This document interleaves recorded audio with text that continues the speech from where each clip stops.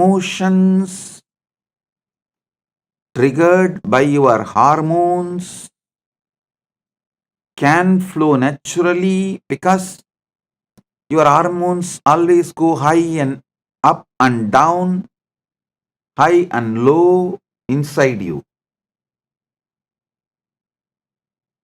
Bhakti also can flow naturally if you have grown up in a temple ecosystem,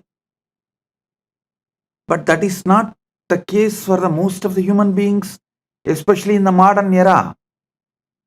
Especially if you are out of India, even in India, if you are in so-called cities and towns, you don't see temple towers every direction you turn.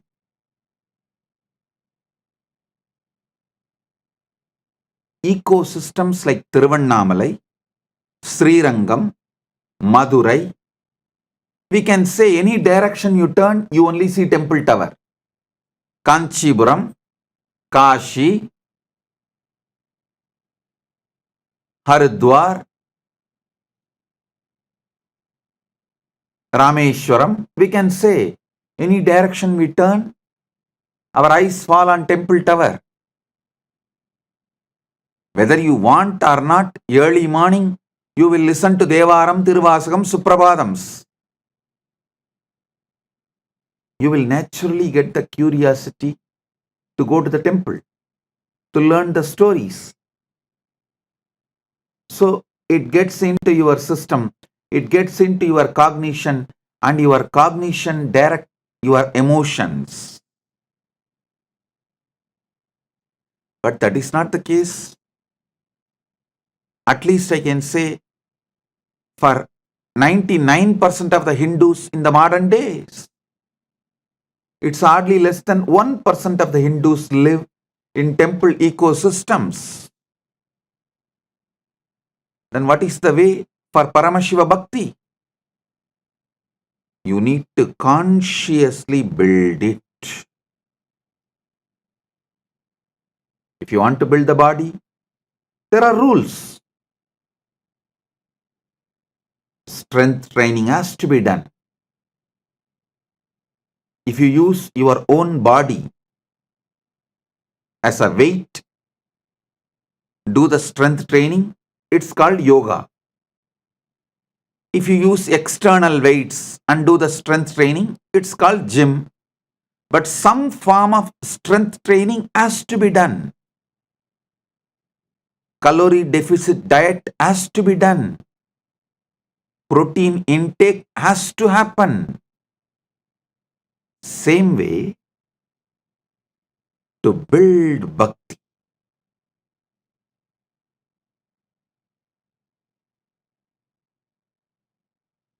the strength training for bhakti is every day, religiously, just like how you eat, how you breathe, religiously doing puja till it becomes part of your very being. Till the manasa puja becomes your very being, the bahya puja has to be done. Means till you overflow in super consciousness with the manasa puja, means mental worship. The external worship has to be performed. That is like a strength training for your bhakti. Second,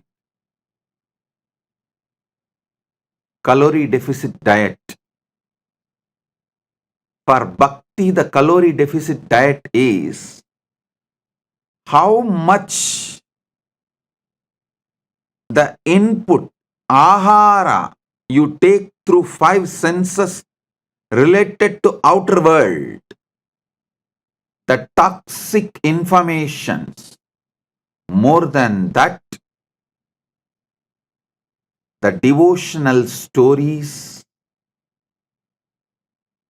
devotion related to related principles, the ideas should be consumed by you. Listen.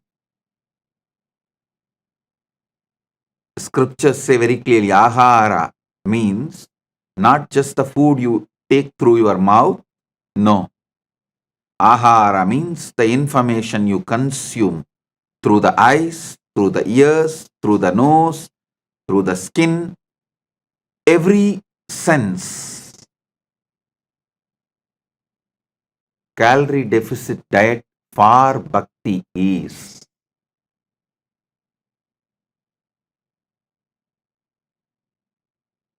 devotion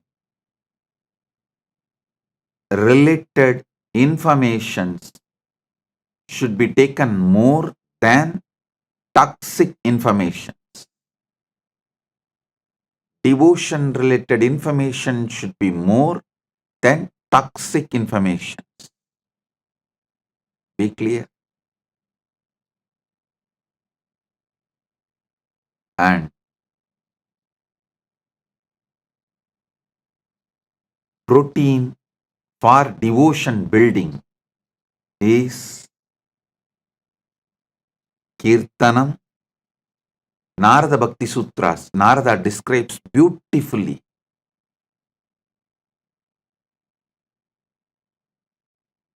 24/7 living with God is protein intake for bhakti building. Listen.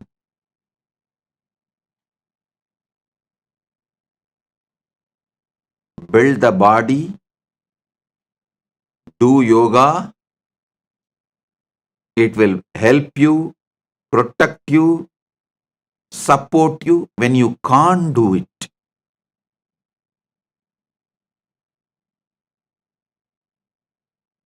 Same way, build devotion. It will hold you, keep you as Paramashiva when you lose your mind during the old age. Listen. Whether you like it or not, all of you are going to go through a phase during your life where you lose the emotions, you lose the minds, you lose different components of your mind, inner space